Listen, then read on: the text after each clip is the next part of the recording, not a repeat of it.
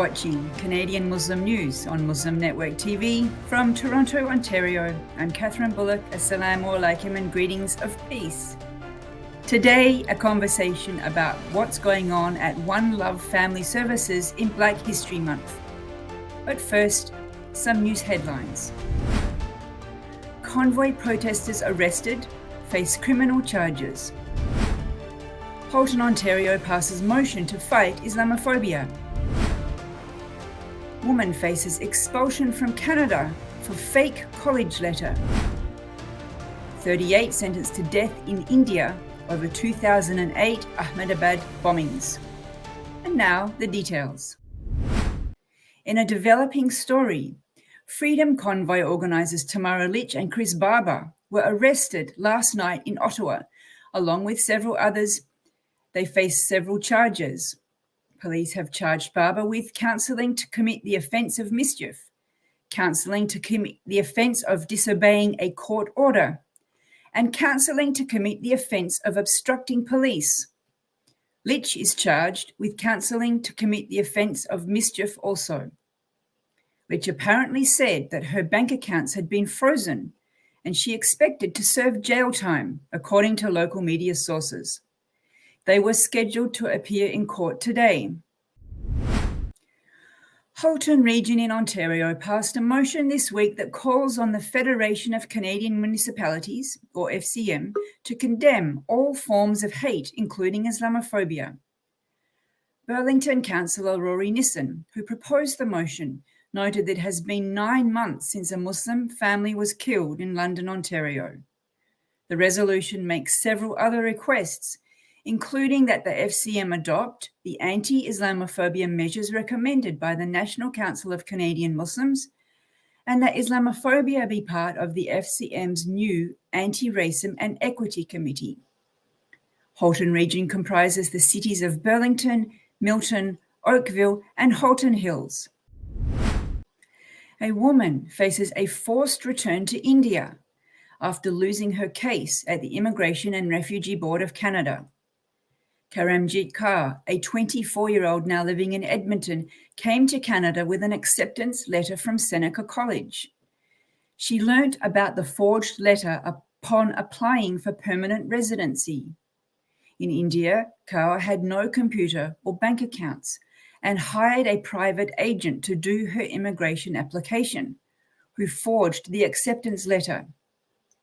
While the IRBC believed that she did not know the letter was fake, they held her responsible nonetheless. Kaur fears retaliation if returning to India from the private agent, who faces charges there. A special court in Gujarat, India, sentenced 38 Muslims to death today for a series of bombings that shook the city of Ahmedabad in 2008. It was the first time that so many accused have received death sentences in a single case in India. The Indian Mujahideen, an unknown organisation, had claimed responsibility for the attacks. The group claimed that the bombings were a revenge for the 2002 massacre of Muslims that killed more than 1,000 people. Current Prime Minister Modi was the Chief Minister of Gujarat at that time. And that's it for the news. One Love Family Services, an organisation that's been giving hampers to people in need and giving support, especially during the pandemic. We have with us today a dedicated volunteer, Andrea Saul. Welcome to the show. Thank you. Now, I understand that because it's Black History Month, you have recently dedicated a weekend food drive to the Black volunteers, donors and clients at One Love Family Services. What does Black History Month mean to you and your organisation? Black history means a lot to us, basically. We know our foreparents has paved the way for us, and we're standing on their shoulders to carry on the legacy or the marathon that they had started. And so we had a lot of indentured laborers back in the days, in the 1800s, 1700s, from way back. So whatever they has left or what they have started, we are here to carry on that legacy of impacting, touching, and affecting lives as we go along our journey. I see that you're wearing One Love earrings and a nice yellow jacket with lions. Why don't you tell us about all the buttons and things that you're wearing? Okay. These buttons are indicative of what I have done 1 year ago, November 3rd, 2020. I've chartered the largest non for profit organization that is called Lions Club. Um, on the 3rd of November 2020, I've impacted lives around the city of Canada and made history for forming or the first cyber virtual Lions Club with a membership of over 160. And in the midst of the membership, I formed out two clubs, one branch club, which is called Next Generation, New Era Next Generation Branch Club, Lions Club. And the other club is called GTA Eagles Lions Club. And then we have Leos. The Leos are the little young youths. And Leo means LEO, leadership, experience, opportunity. Lions, the acronym for Lions simply means loving individuals offering needed services. The Lions Club are been around for over 100 years, and we are located in 220 countries, and we also have over 48,000 clubs with 1.4 million members around the world. And what we simply do is just we serve. Where there is a need, that is our slogan, there is a lion. Well, We affect them. congratulations. Yes. Congratulations on all of that. You must be a very busy lady. And I'm guessing that this Yes. is all volunteerism and it's not your day job. Yes. I'm guessing that you Well, do all this as volunteer.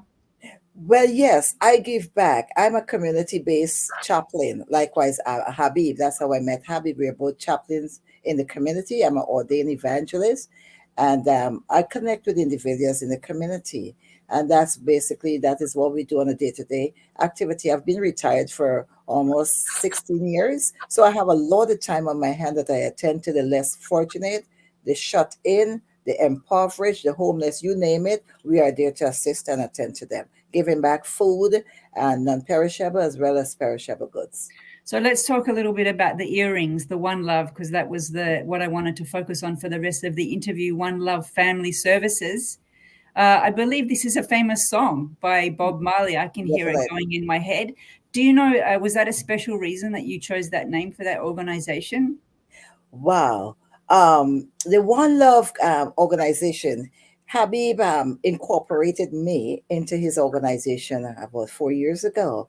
And the reason is very significant when he had told me what his organization is all about. It's all about the incarcerated who was wrongfully incarcerated, the inmates. And he decided to actually let them feel empowered when they're back out into society, because most of the time some of the inmates are wrongfully incarcerated. So what he decided to do is form this One Love organization services, which I find is very empowering, very, very impactful.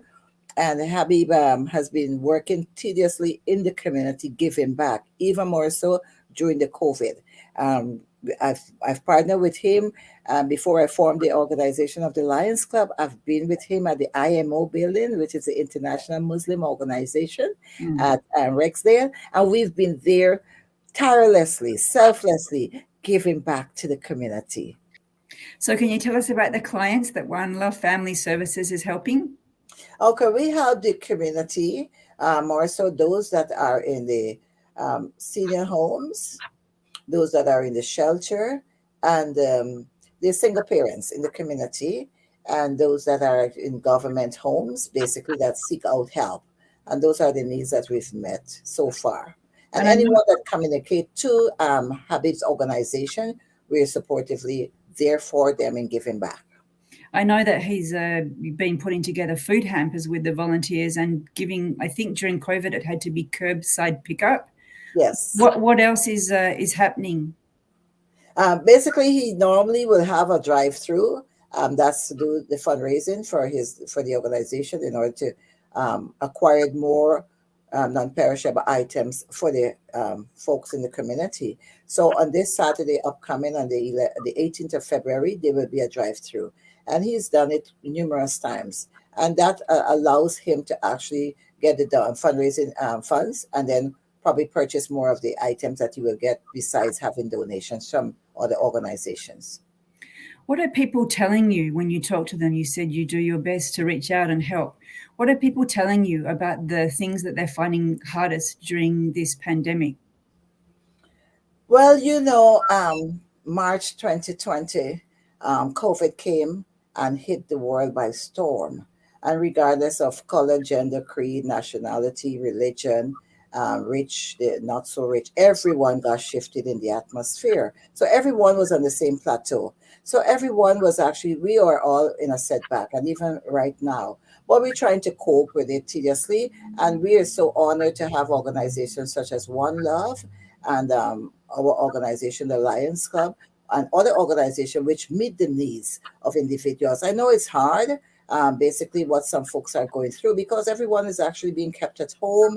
And you know what it is when you have little ones at home and the noise and the distraction that can be done at home. So everyone complained, but now things are getting better. So we are so honored that they're now opening up the wavelength so we can all come out again and be back to normalcy. I don't know what normalcy would be again, but I mean, gradually we're happy to know that we can come out publicly again. Yeah, I think a lot of people have been feeling really isolated and are happy about that. Yeah. I know that One Love Family Services received an award from the local MP, Ivan Baker, Yes. commending them on their work for the food hampers and community support during the pandemic.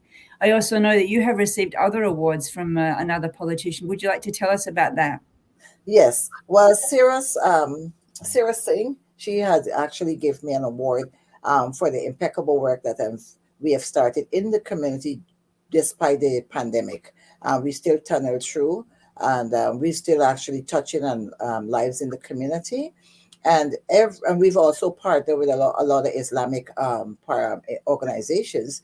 And from time to time, they will give us the hot meals. So, like for instance, today they're giving us hot meals, over 100 hot meals. So we go to the different restaurants and we help package the food, and then we come back into the city here and we Mm, give it to 6 sheltered senior homes. And mm, from sometimes, basically, we attend to those on the street as well, the mm, homeless. mm. Well, we commend you for your service and your work, and thanks for taking the time to join us on the show. Thank you for having me. It's a short notice. You've been watching Canadian Muslim News on Muslim Network TV. Share, like, and subscribe. Stay safe, and God bless.